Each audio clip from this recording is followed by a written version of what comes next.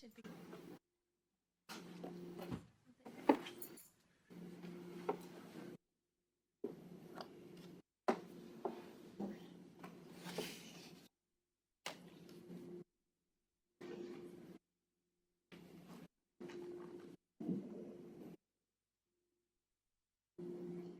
Okay.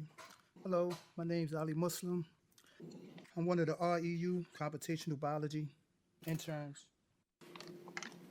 Today, I want to start off by imagining there's a wall in between us. And in that wall, there's holes. Now, we can see one another, but what if I tell you when I'm talking, you will not be able to hear me? That is possible with phonetic crystals and the shape of how the holes are.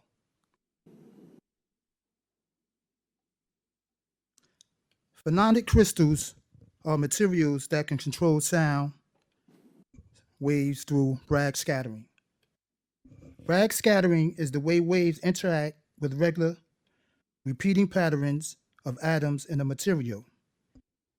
The waves bounces off and they create a distinct pattern of scattered waves. Now, phononic crystals can be made of hard material or soft material. As you can see right here on the left, this is made of iron. And on the right, this is a soft material of phononic crystals.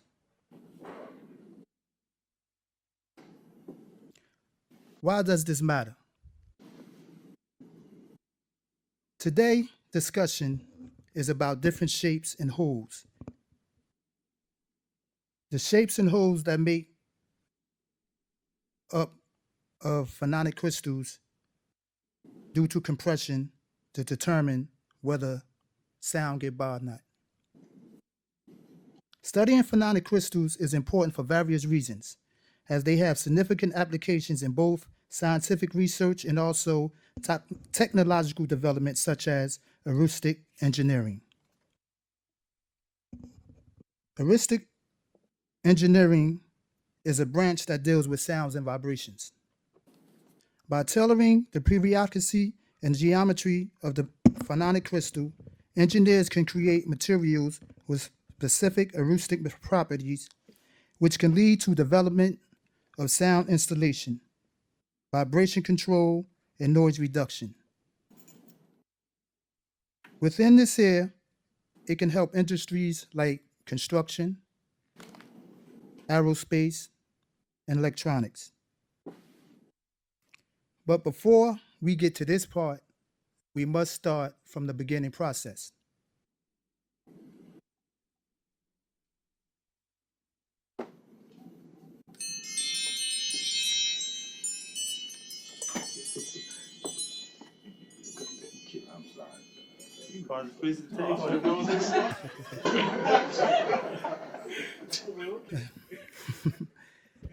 This photo illustrates how the shape and changes are due to compression.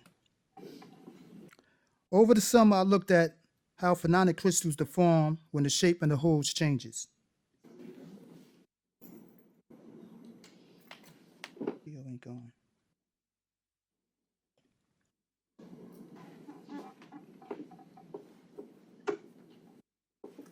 Well, the video is not going.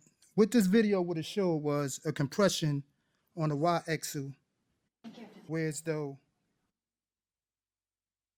the crystal would have been compressing like this here, and it would show interlocking patterns. Here we go right here, thanks. As you can see, as the phononic crystals compress, they go into an interlocking pattern.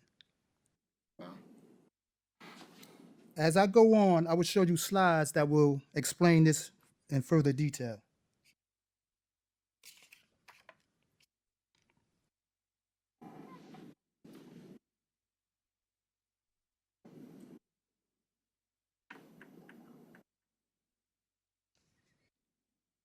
The process that I needed to analyze these shapes was a three-step process. The first process was to create a mesh. Now the mesh is lines and points that you make on a graph and run it through Phoenix. After running it through Phoenix, which is used to solve equations on a mesh, you run it through the ParaView, which you can see on the slides. This is the mesh. You run it through Phoenix, and then this is the structural image that it comes out to be. Phoenix is a computer software, and also ParaView is a computer software.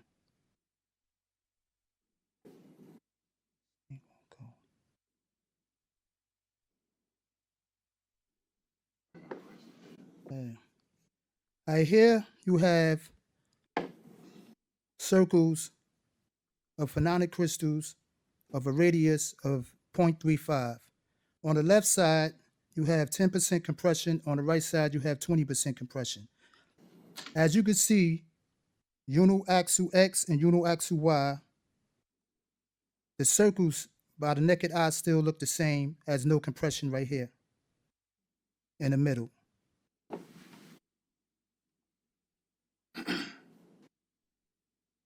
When you compress uniaxial, it's compressed like this on the X level.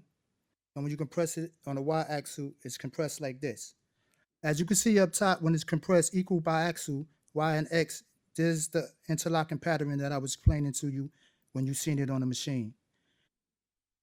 As you look at 20 compressions, all three all have the same interlocking pattern, but the shapes are different, but the patterns are the same. After doing this here, I decided to increase the radius, which you can see that all 6 pictures all have the interlocking pattern, whether it's uniaxial or whether it's equal biaxial. After noticing that these are the same, I changed the shape and used squares. Now the squares, you will notice that uniaxial X and Y, whether it's 10% or whether it's 20%, they do not have the interlocking pattern. But when you compress both equal biaxial X and Y, they have the same interlocking patterns. When you increase it, it still has the interlocking pattern. Now what I observed from this here is that when you compress equal biaxially, the X and the Y, you always come into an interlocking pattern. The knowledge that you can learn from this can go on to do future work that can extend to other holes, shapes, to find general patterns in poster formation, connect generalized patterns in symmetry, properties, or phononic crystals, find properties of sound waves traveling through compressed phononic crystals, and the one that I saved for last, although it's up top, is understanding shapes and phononic crystals may lead to understanding the structural colors by controlling the shapes of photonic structures. And the reason why I saved this one for last is because photonic structures deals with light. So therefore, if you can understand the shapes of phononic crystals and manipulate sound, there may be a possible way to understand the photonic crystals, because shapes also dictates the same way shape dictates in phononic crystals. So you could probably understand how to control structural colors. Finally, the acknowledgments. I cannot give all the titles because I only have 10 minutes. So I'm gonna just read off the names. Jill Stockwell, Dr. Bridget Von Holt, Christopher Etienne, Tara and Rhonda, Dr. Afia Ofoya Mensah, Sarat, I cannot pronounce your last name. Sorry about that.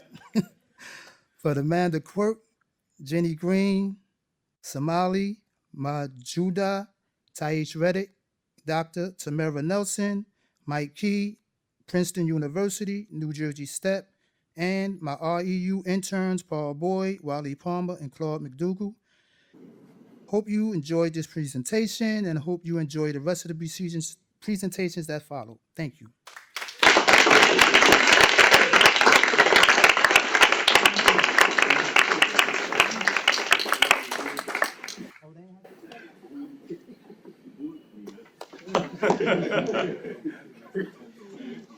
That thing wouldn't crush mine. I do have a mic we could shop around if there were questions from